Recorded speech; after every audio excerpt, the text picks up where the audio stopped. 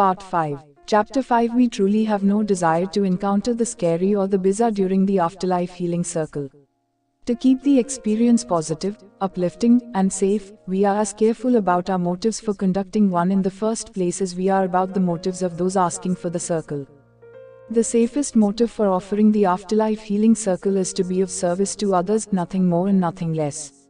More dicey motives might be to entertain, to defraud, or to demonstrate how truly spiritual we are. We most likely would experience negative consequences if we offered the circle with any variation of the latter three as our primary intent. As mentioned in Chapter 4, the motives of those who ask for the afterlife healing circle are equally important to its safety and success. We conduct the afterlife healing circle only when there is a genuine need for healing resolution between a soul in a physical body and a soul who is not. The situation of Clara and the client who needed a soul rescue are typical. People usually want to reach someone who has left the physical world, someone we think of as dead. Yet what works for the so-called deceased also applies to those not yet born into the physical, as Deborah and other soon-to-be parents have discovered. Rhonda was 40 years old and had suffered multiple miscarriages. Around January of 1993, she went through yet another such experience and believed she no longer was pregnant. Yet her body never really got back to normal, her uterus seemed to keep expanding. Finally, about April, Rhonda went to the doctor and had a sonogram to reveal what was transpiring inside of her. She was still pregnant with twins. Rhonda was happy, but her husband, Mark, was in a state of anxious shock. He already had 2 teen boys by his first marriage and wasn't certain he was ready to go through caring for infants again. Mostly he was scared. He lost his first wife to complications from childbirth and could not help fearing the worst this time, given Rhonda's age for a first birth. She also had concerns about her physical condition and how the pregnancy was going to work out. They asked for the afterlife healing circle and Jana agreed. On the appointed day, Candace participated, too. It takes a bit of coaxing to bring the first twin into the circle.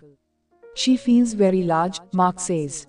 This soul presents herself as a fully grown, very determined young woman.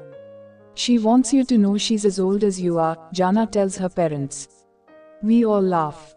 Candace understands intuitively that her name is very important to her, so we ask her what she wants to be called and she guides us to a choice she finds acceptable. What is it you wish your mother and father to know? Jana prompts her. This soul loves her mother's heart, and tells Rhonda that she is far more loving than she has given herself credit for being. Quit worrying, the soul adds through Jana. You can't screw up. It takes 2 to learn and 2 to share. The soul's deep emotions touch all of our hearts. She turns to Mark, who, she says, was her father in a previous life. You weren't as open to your heart then as you are now, she explains through Jana, and she always desperately wanted to have your love and could never feel it. She can now. Everyone's eyes fill with tears. This soul's purpose for this physical life. To love with hope, not attachment, and to help others learn to do the same. In what way would you express that? Jana asks. In every way, she replies, showing Candace an image of a young woman spreading seeds of joy and nurturing them with her watering can. Her life's lesson is learning patience and sharing with joy, love, and compassion. That is one of the reasons she is coming into the world with a twin. Intense, her father says about her. No, powerful, Jana suggests. She has a sense of humor that intense people tend not to have.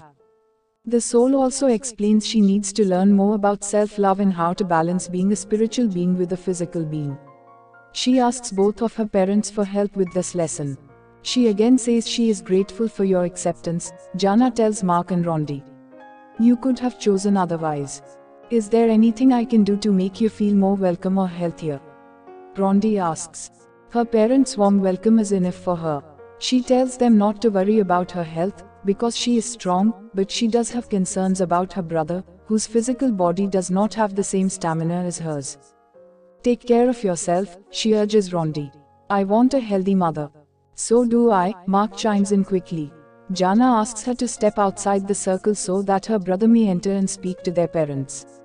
Instead, she brings him inside and hovers close by, protecting him. Unlike his out-front sister, the soul radiates a gentle, soft energy, similar to a summer breeze. He offers 2 strong names, and his parents suggest an adaptation of one of them, to which he agrees. Such a sweet energy, Jana whispers. Go ahead and embrace your mother and father. Rondi sobs and Mark clears his throat. He says, I love you. He's been with you before, a little role reversal here. He's been your father. Why did you choose us this time? Rondi manages to inquire. Because you needed me and his sister, needs you, he explains through Jana. This soul already understands unconditional love and will help his parents with self-love. The boy asks his parents to treat him and his sister as individuals, not as twins. He specifically requests that his mother, a vegetarian, consume more protein during her pregnancy. Just talk to me, he also tells her. You're always talking to her, his sister. She's just louder. Ask me directly, you'll be able to hear me.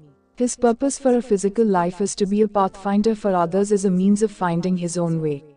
He has a natural bent for fixing things, for taking them apart and putting them back together, Candace intuits.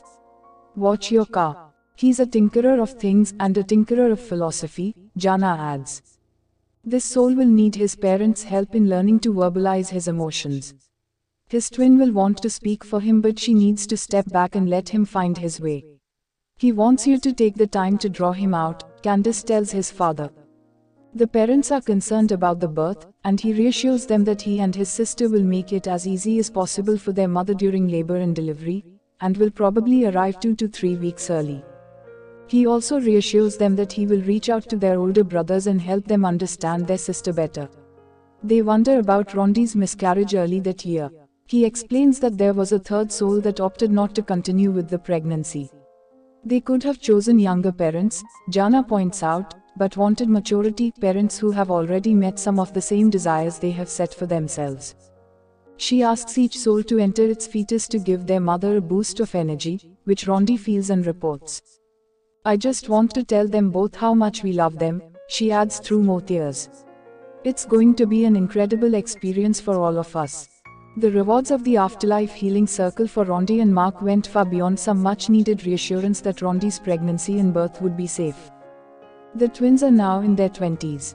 Getting to know the two even before they came out of the womb helped their parents be more relaxed and confident about bringing up their children.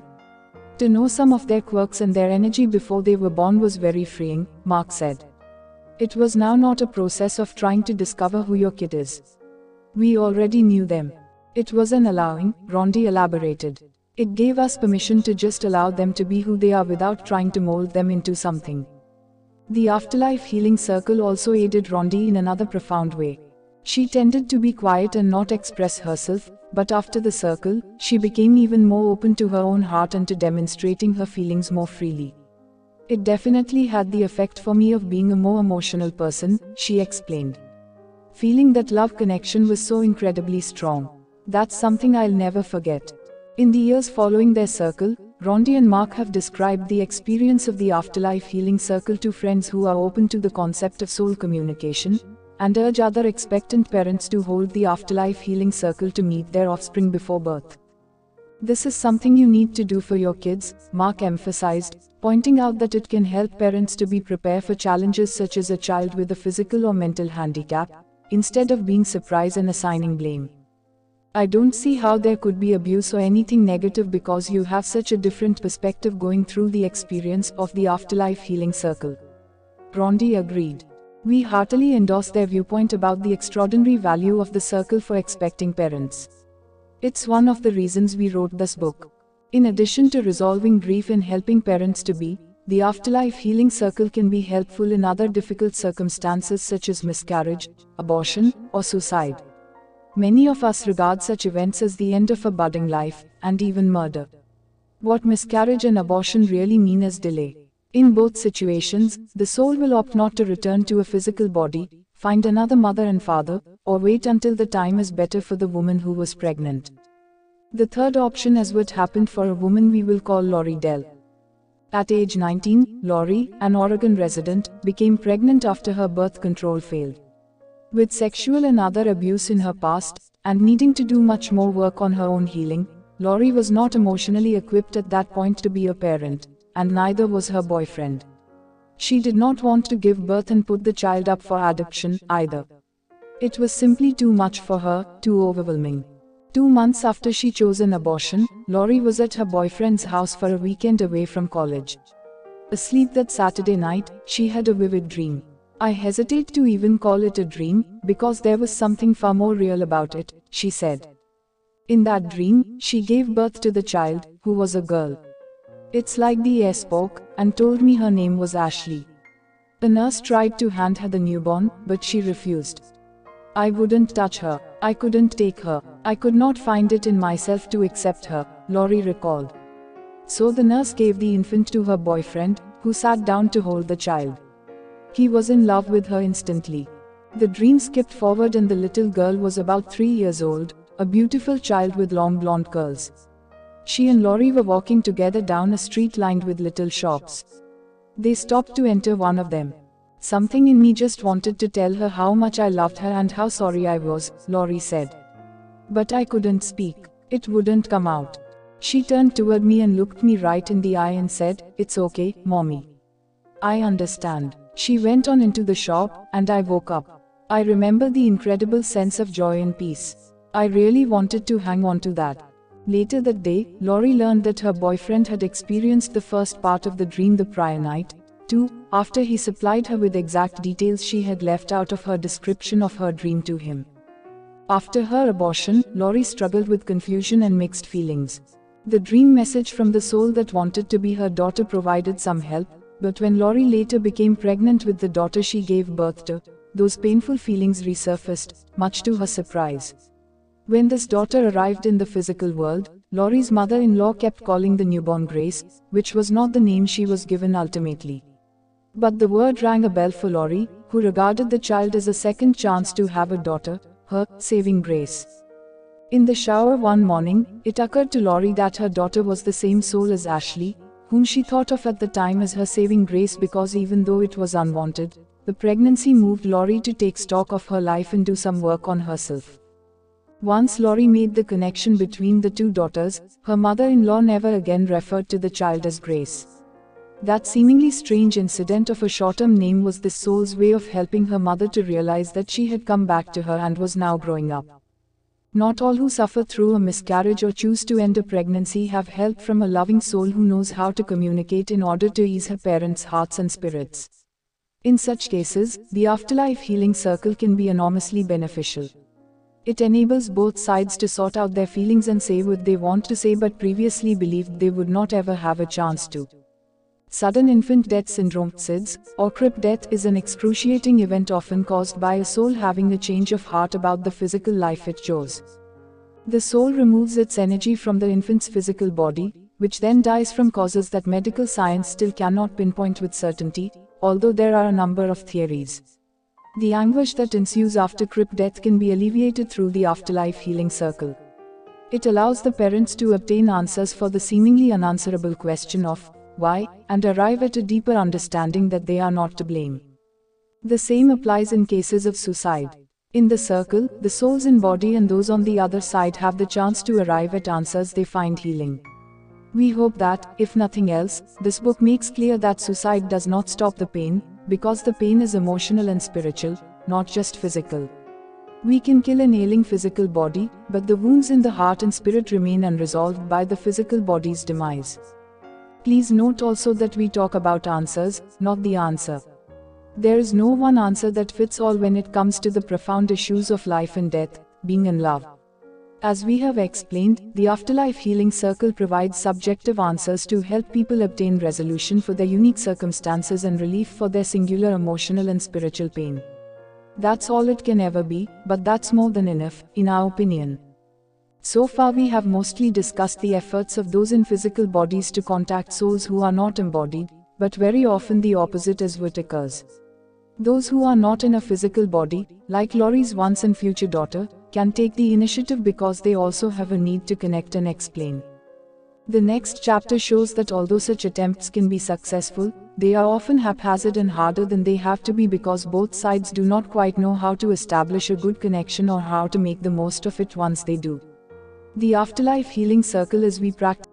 Soulmate, this is a part of Zindagi Ki Roshni Consultancy. It has been established for those who have lost someone and for those who are very sad in their life. About 100 PDF books and 20 short audio books of this topic will be sent to those who join it. This data will be sent to their email or WhatsApp. If you want to join this organization, then please send WhatsApp message to this number.